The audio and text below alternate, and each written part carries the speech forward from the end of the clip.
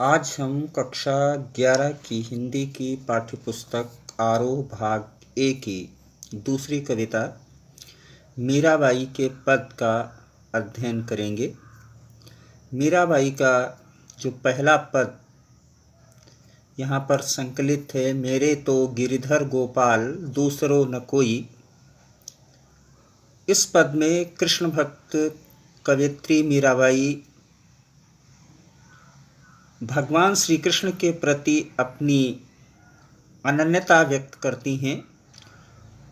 वे श्री कृष्ण को अपना पति मानती हैं और उन्हीं के हाथों मुक्ति चाहती हैं।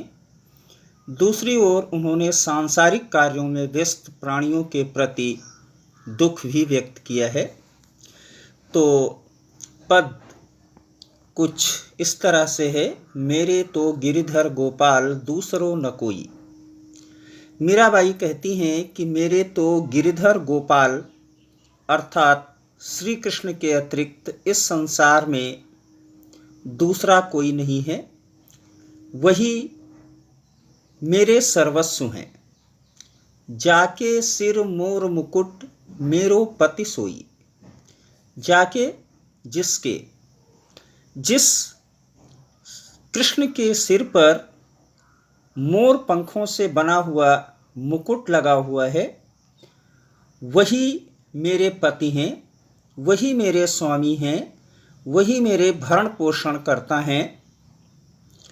छाड़ी दई कुल की कहानी कहा करी है कोई। छाड़ी दई छोड़ दी, कुल की कहानी कुल की मर्यादा। वो कहती हैं कि उस श्री कृष्ण के लिए मैंने कुल की मर्यादा तोड़ दी है। अब मेरा कोई क्या कर लेगा। मेरे तो रक्षक स्वयं कृष्ण हैं, कहा करी है कोई।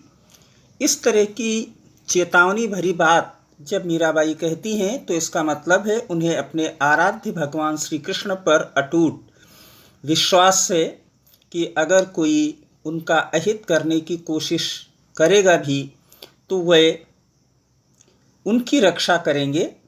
संतन ढिंग बैठ बैठ लोक लाज खोई। ढिंग का अर्थ होता है पास।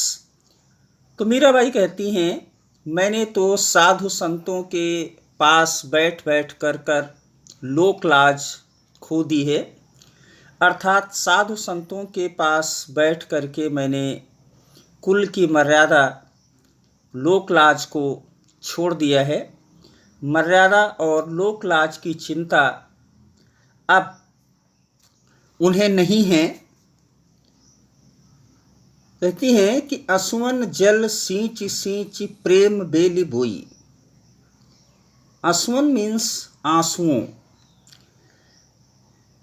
श्री कृष्ण के प्रति मैंने जो प्रेम की बेल लता लगाई थी उसे मैंने आंसुओं से सींच सींच करके बड़ा किया है और वह प्रेम रूपी बेल अब चारों ओर फैल गई है। अब इस पर आनंद रूपी फल लगेंगे। अब तो बेली फैली गई, आनंद फल हुई। अब इस पर आनंद रूपी फल लगना बाकी है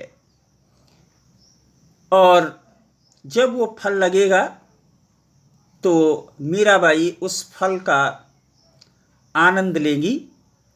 वो इस बात को स्पष्ट करना चाहती हैं कि जिस कृष्ण के विरह में मैंने इतने दिनों तक आंसू बहाए हैं, अपने प्रेम को साकार करने की कोशिश की है, निश्चित रूप से उनके प्रति मेरा जो प्रेम है वो प्रगाढ़ हो गया है और एक न एक दिन भगवान श्री कृष्ण इस बात को समझेंगे और उन्हें उनका सानिध्य प्राप्त होगा।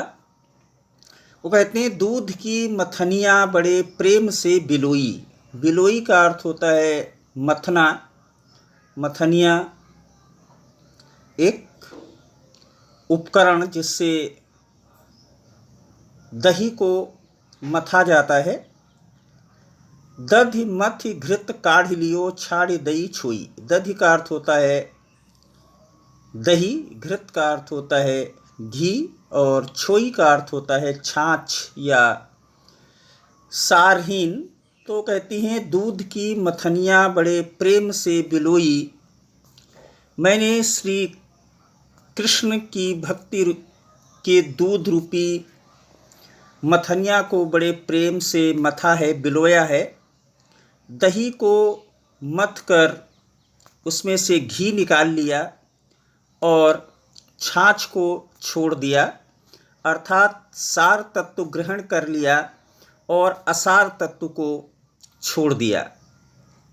कहने का तात्पर्य यह है कि मीराबाई कहती हैं मैंने प्रेम भक्ति के सार तत्व को ग्रहण कर लिया है और जो भौतिकता है, जो कि असार है, उसको मैंने छोड़ दिया है। आगे वो कहती हैं भगत देख राजी हुई, जगत देख रोई। राजी का अर्थ होता है प्रसन्न। मैं कृष्ण भक्ति में लीन होकर प्रसन्न हुई, परंतु लोगों को सांसारिक माया मोह में लिप्त देखकर मेरा मन रोने लगा, क्योंकि वे व्यर्थ के कार्यों में लिप्त हैं। दास मीरा लाल गिरधर तारो अब मोही। मीराबाई कहती हैं हे श्री कृष्ण, अपनी दासी मीरा को इस संसार रूपी भव सागर से पार उतारो, अर्थात मेरा उद्धार करो। कहने का तात्पर्य यह है कि मीराबाई अपने आप को जन्म मरण के बंधनों से मुक्त कराना चाहती हैं और इसीलिए वे भगवान श्री कृष्ण से प्रार्थना करती हैं। यहाँ पर कवयित्री ने संसार की असारता को व्यक्त करने के लिए दही को अच्छी तरह मथ कर मक्खन प्राप्त कर लिया और छाछ को डाल दिया, अर्थात मीरा ने संसार रूपी सागर का चिंतन मनन करने के बाद ये पाया कि संसार का सार तत्व भगवत भक्ति है। मीराबाई ने उस संसार को ग्रहण कर लिया। सांसारिकता तो निस्सार छाछ के समान है, इसलिए वो उसको छोड़ देती हैं।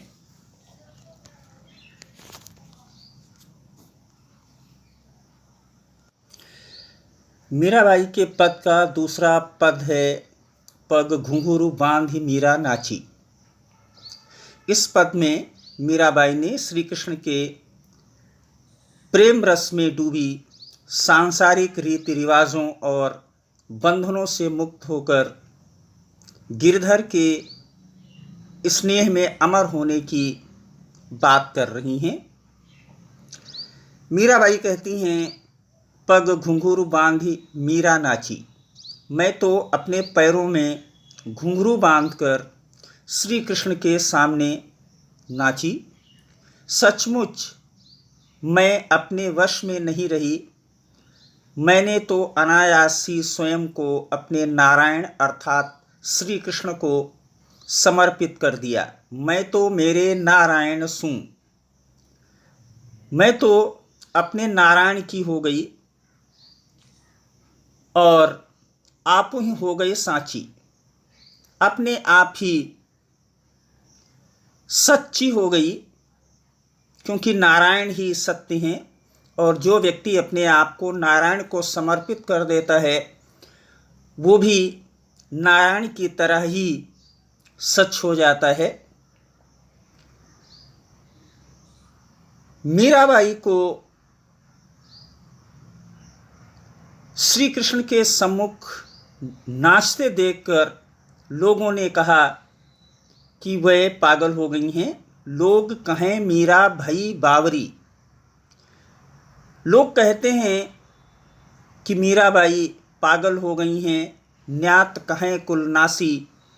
लेकिन उनके जो कुटुंब के लोग हैं वो ये कहते हैं कि उन्होंने कुल की मर्यादा को नष्ट कर दिया है, अर्थात उन्हें कुल कलंकिनी घोषित कर दिया गया, क्योंकि उनके इस आचरण के कारण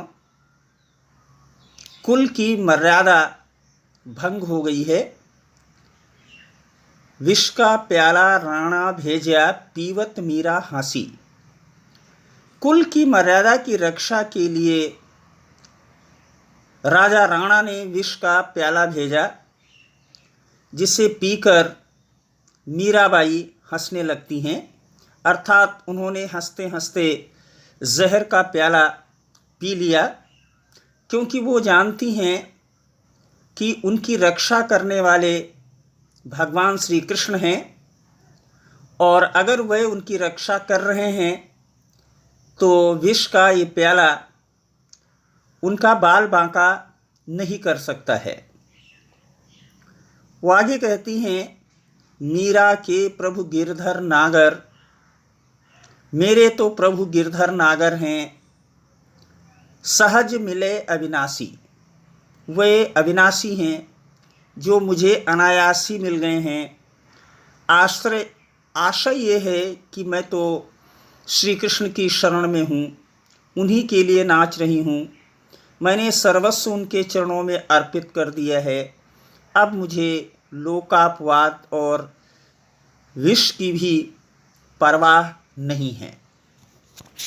तो इस पद में कवयित्री ने इस बात को स्पष्ट किया है कि उनकी अटूट निष्ठा भगवान श्री कृष्ण के प्रति है, और उनकी प्रेम भक्ति में मग्न होकर वो उनके सामने नाच उठती हैं।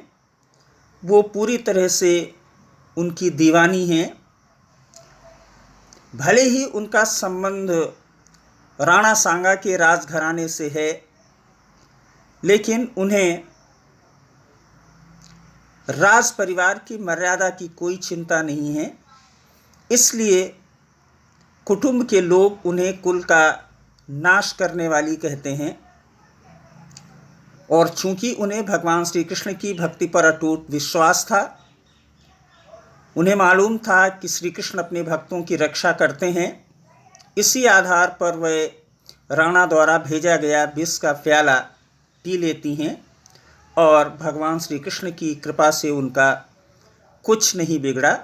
तो पग घुंघरू बांधी मीरा नाची पद में मीराबाई ने, जो कि भगवान श्री कृष्ण के प्रेम में डूबी हुई हैं, सभी सांसारिक रीति रिवाजों और बंधनों से मुक्त होकर तथा श्री कृष्ण की अटूट भक्ति और प्रेम के कारण उनका अमर होने का उद्देश्य व्यक्त हुआ है।